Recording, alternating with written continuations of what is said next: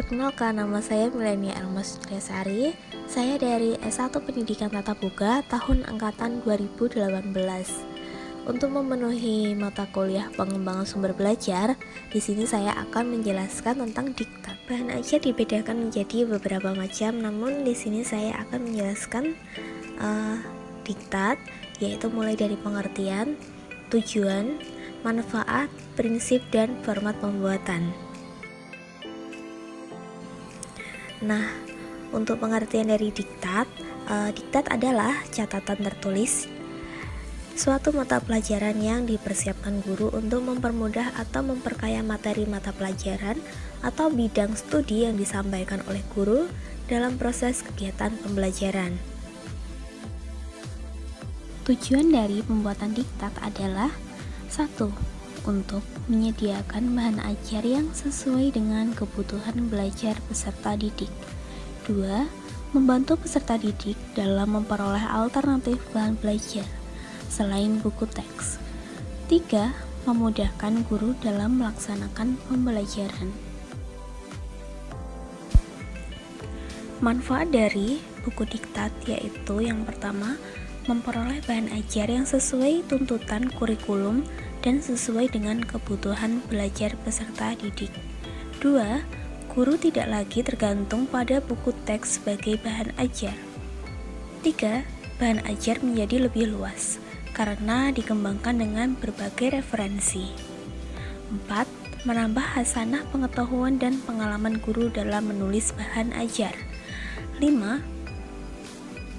Dapat digunakan guru untuk kepentingan pengajuan daftar usulan penilaian angka kredit atau DUPAK. Selanjutnya, mampu membangun komunikasi pembelajaran yang efektif antara guru dengan peserta didik. Prinsip-prinsip pada pembuatan diktat ada 3, yaitu relevansi, konsistensi, dan kecukupan. Relevansi adalah adanya keterkaitan antara materi yang akan ditulis dengan pencapaian standar kompetensi peserta didik. Selanjutnya, konsistensi. Konsistensi adalah keajekan, atau misalnya, jika kompetensi dasar yang harus dikuasai ada 3, maka di dalam diktat yang disusun harus meliputi 3 kompetensi dasar tersebut. Selanjutnya, kecukupan. Prinsip kecukupan artinya materi yang diajarkan hendaknya mencukupi untuk membantu peserta didik menguasai kompetensi yang dianjurkan. Syarat-syarat dalam pembuatan diktat. Ada 4 syarat dalam pembuatan diktat, yaitu persyaratan isi, syarat penyajian, syarat bahasa, dan persyaratan ilustrasi. Persyaratan isi yaitu memuat materi minimal yang harus dikuasai peserta didik. Kedua, relevansi dengan tujuan pembelajaran. Ketiga, sesuai kemampuan yang akan dicapai. Keempat, sesuai ilmu pengetahuan yang bersangkutan. Kelima, sesuai perkembangan ilmu pengetahuan dan teknologi. Keenam, sesuai dengan jenjang dan sasaran. Ketujuh, materi mengacu kompetensi dalam kurikulum yang digunakan. Syarat penyajian yang pertama, uraian teratur. Yang kedua, saling memperkuat dengan bahan lain. Yang ketiga, menarik minat dan perhatian peserta didik. Yang keempat, mengacu pada aspek kognitif, afektif, dan psikomotor. Yang kelima, menghindari penyajian yang berlebihan. Syarat bahasa. Syarat bahasa yang pertama, menggunakan bahasa Indonesia yang baik dan benar. Yang kedua, menggunakan kalimat yang sesuai perkembangan usia peserta didik.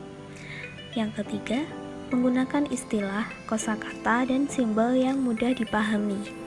Yang keempat, menggunakan kata-kata terjemahan yang dibakukan. Persyaratan ilustrasi. Yang pertama, relevan dengan bahan ajar yang akan dibuat. Kedua, tidak menggunakan kesinambungan antar kalimat, antar bagian, dan antar paragraf. Yang ketiga, merupakan bagian terpadu dari bahan ajar. Yang keempat, merupakan bagian esensial untuk membantu memperjelas materi. Format diktat secara umum dibagi menjadi 3 bagian. Yang pertama bagian pendahuluan, yang kedua bagian isi, yang ketiga bagian penunjang. Untuk bagian pendahuluan berisi daftar isi dan penjelasan tujuan diktat pelajaran. Selanjutnya, bagian isi berisi yang pertama judul bab atau topik isi bahasan. Selanjutnya, penjelasan tujuan bab. Selanjutnya, uraian yang berisi daftar pustaka. Nah, sekian penjelasan dari manfaat, tujuan, dan syarat-syarat dalam pembuatan diktat.